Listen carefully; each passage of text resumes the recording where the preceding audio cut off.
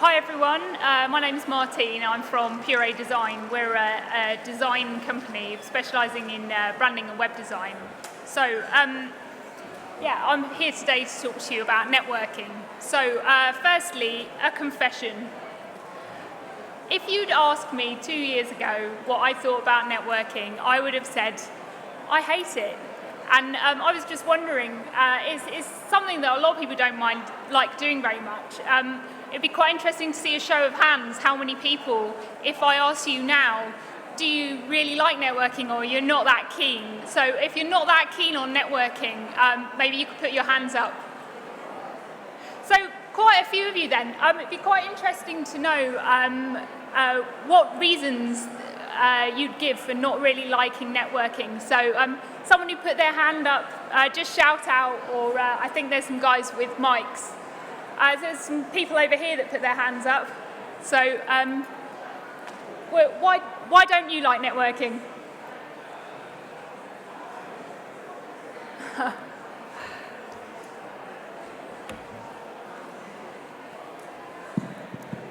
Hello? Oh, there Hello. we go. Oh, hello. I think a lot of the times it's something which, from experience, doesn't turn out to be my concerns about it, but I think there's a worry that it's something that people are kind of forced to do and it's not very genuine. And there's that kind of worry that insincerity is a bit of a turn-off. Most of the events that I've been to recently, I found in the end that I'm usually one of the last two people left in the room when everyone's gone off. So right. it doesn't always pan out in that negative way that sometimes I imagine, must admit. Okay. Anyone else got a different reason why they don't like networking? There's a girl at the back there. Hiya. Hi. I guess my fear would probably be fear of rejection. That, especially if I'm looking for work, that people might just ignore me altogether. Both of those reasons are probably reasons that I would have given as well. And I totally agree with you. A couple of years ago, I would have said that I really sort of turned off by the hard sales approach of some networkers. Fear of awkward silences, worried that I'd walk up to a crowd of people and they'd just keep chatting and not, just ignore me. Like you said, fear of rejection. And I think a lot of people feel like that about networking. But over time, I kept going because I thought, people are doing this for a reason. So I kept going. And in the long run, I've learned to love networking because I can see the benefits that it has for my business. So I thought it would be good to start off really just defining what networking is. So if you Google networking, Google defines networking as to network is to interact with others, to exchange information and develop professional or social contacts. And for me, I've highlighted what I think are the key words in that definition. Interact and exchange really implies a two-way interaction, and too many people treat networking as this sort of one-way street where you walk up to someone, you sell them yourself or you sell them a product. And actually, if you approach networking as this two-way street that's mutually beneficial for whoever, both parties, then it can be a really positive experience. And of course, it's about building up contacts. So why should you network? Of course, one of the main reasons is to get an audience with people you wouldn't normally get to meet.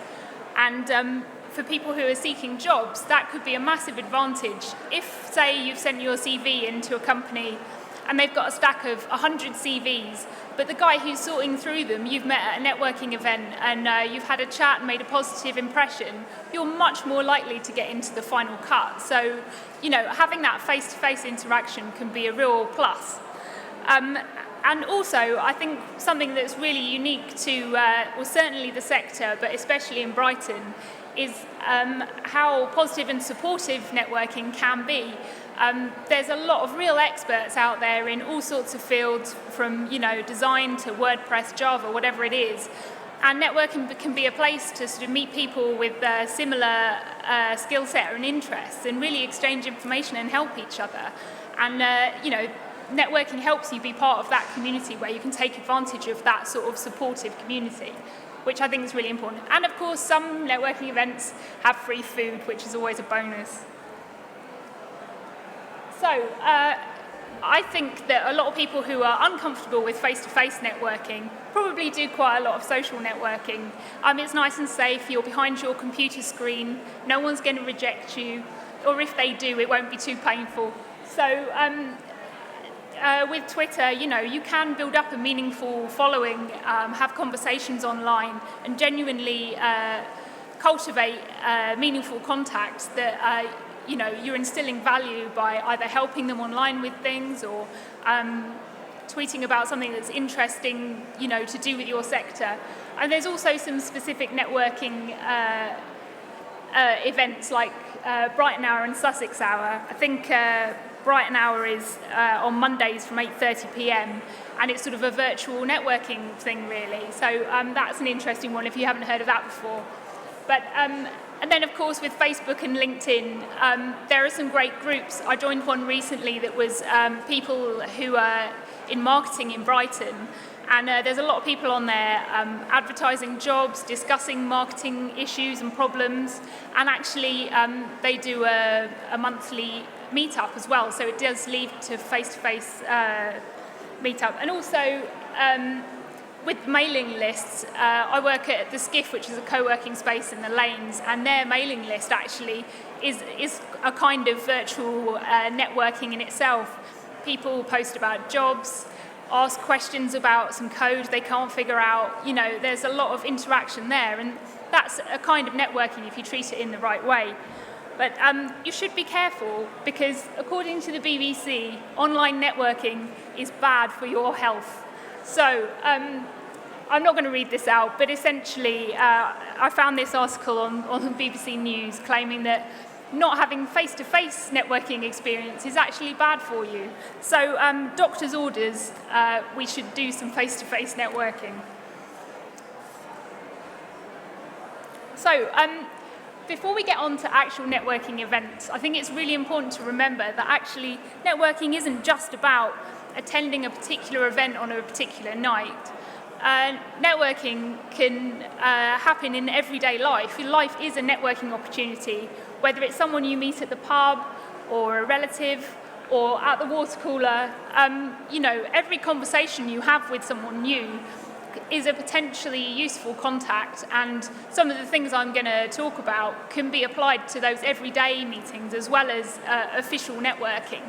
That just because they're met in an everyday context doesn't mean that they can't be a useful contact to you.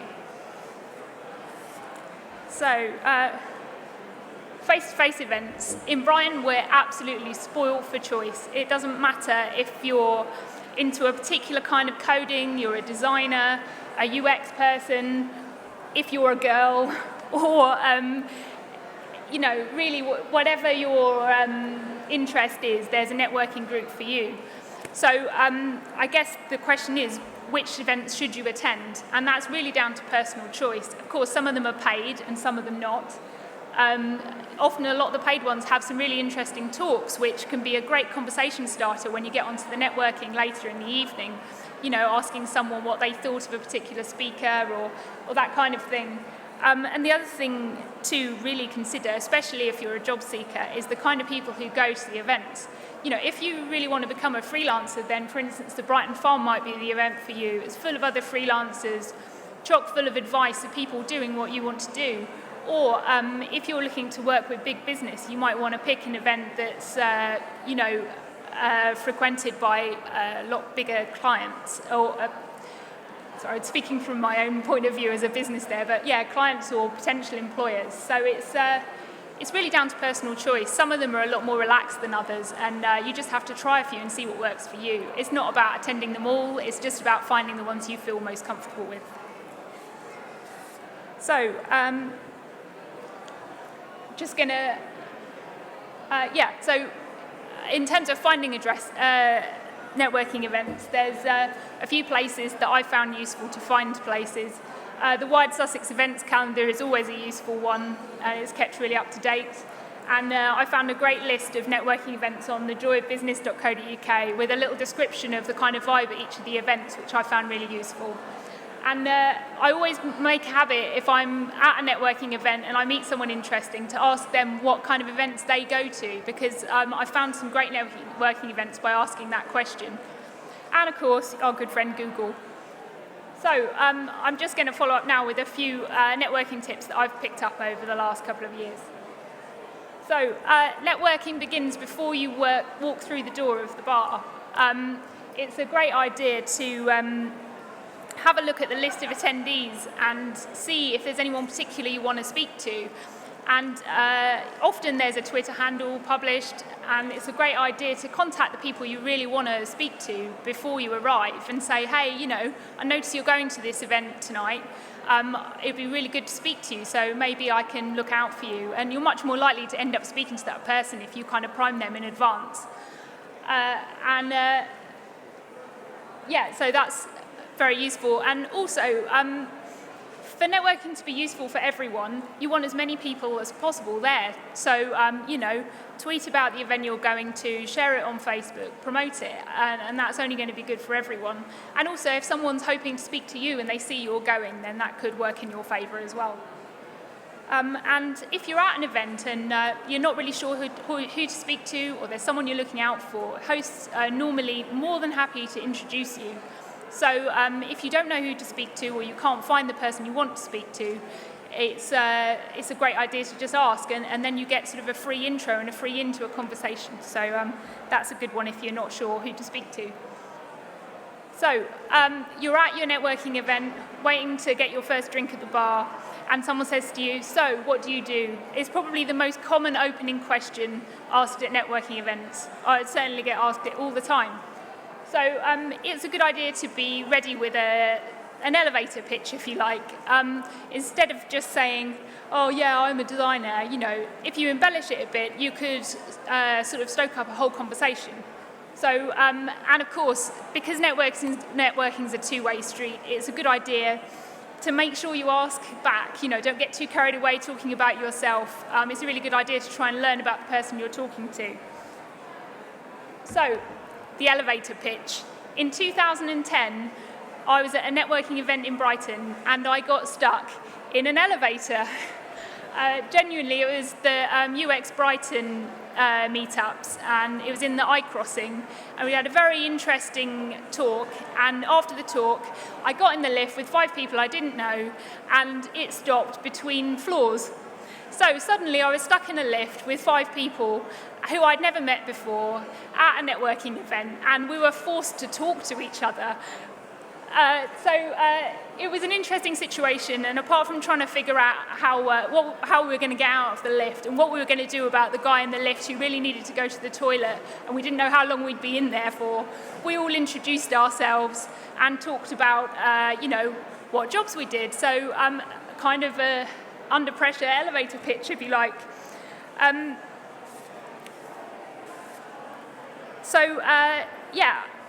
The point is with the elevator pitch, it should be short and succinct, but should also provoke conversation. So instead of saying, I'm a graphic designer, I could say, I'm the creative director of Puree Design. I really enjoy helping businesses communicate clearly and effectively with their target audience. And we do that through design of branding, web design, and print. We really enjoy sewing a common branded element through everything we make. And we work for companies from one-man startups to big companies like Tesco. Now, I use something similar to that a lot when people ask me what I do, and it always gets the conversation started. I run a 2-woman design company, and people are always surprised to hear that we work for Tesco.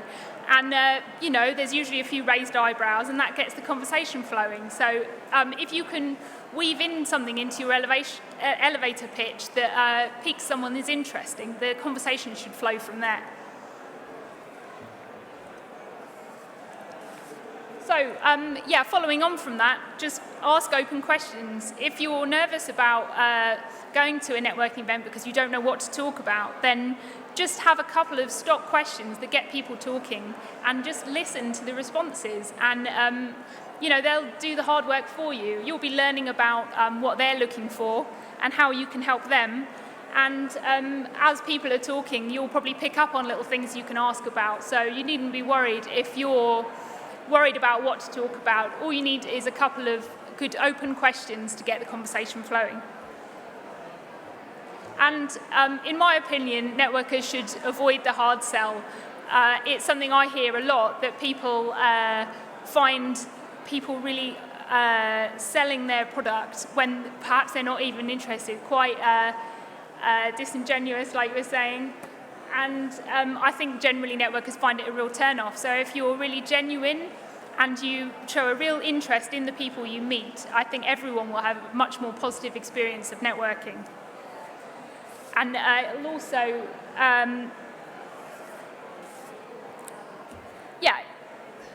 next slide. Networking is really about helping other people. If you approach networking as an opportunity to find out how you can help other people, although it sounds counterintuitive, you'll reap a lot more back as a reward. So, when you're chatting to people, find out what they're hoping to get out of the event. And that might give you an opportunity to help them. Perhaps they're looking for someone like you to work for them. Perhaps it's not your sector, but you know someone you could recommend.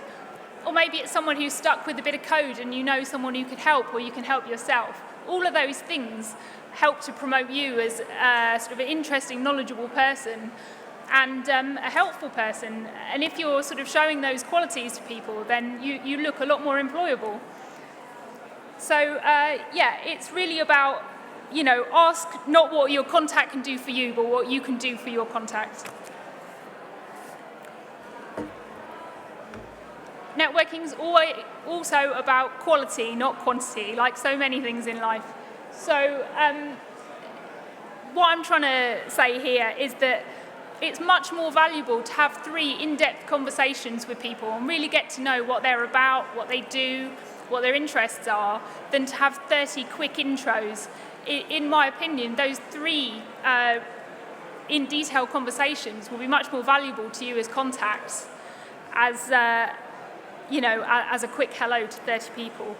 So that doesn't mean you can spend all night talking to your best mate at the bar, though. I think everyone's done that at a networking event. You go with good intentions, and then you spend the night talking to someone you already know.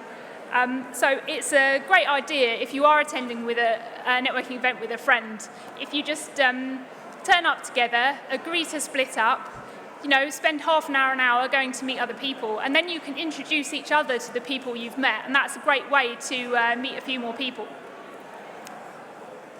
I've also found in the past a great way to sort of facilitate interesting conversations is to wear something interesting that people feel they can comment on easily. This necklace has been responsible for quite a lot of started conversations because people feel they can just say, oh, where did you get that from? And then suddenly you're talking to someone new. Or if you're an app developer, for example, make sure you've got examples of your work on your phone so that you can facilitate your conversations with showing examples, because that will make you a lot more memorable. So, just as networking starts before you get to the event, it shouldn't stop when you walk out the door either. Find a reason to get in touch with the people you meet after the event.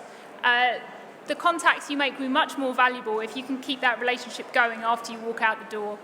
So, a great example of that is I was at Open Coffee Sussex a few weeks ago, and I was chatting to someone about what sounded like a really interesting branding book, but the woman I was talking to couldn't remember the name of the book. So I got her card, and the next day I just dropped her an email saying, that book sounds right up my street. I wondered if you remembered the name. Could you send me a link? And she sent me a link. And then we got talking about branding in general, because the book was about branding. And then we decided, there might be some crossover in what we do here, so we had a meeting, and then that meeting's led to some possible work going forward. So just because I was able to continue that relationship outside of the networking event itself, it's become much more valuable to me already. Another quick tip is if you're not very good with putting names to faces and remembering people, is to write a few notes on any business cards you collect. So if you'd met me at this event, for example, you might write something like this, met at the Digital Jobs Fair on the 6th of June, specialises in branding and did a talk about networking, and that would help jog your memory. And I've got a little pile of business cards with notes on, and that just helps me in between them being a pile of cards and being in my computer to remember what everyone said.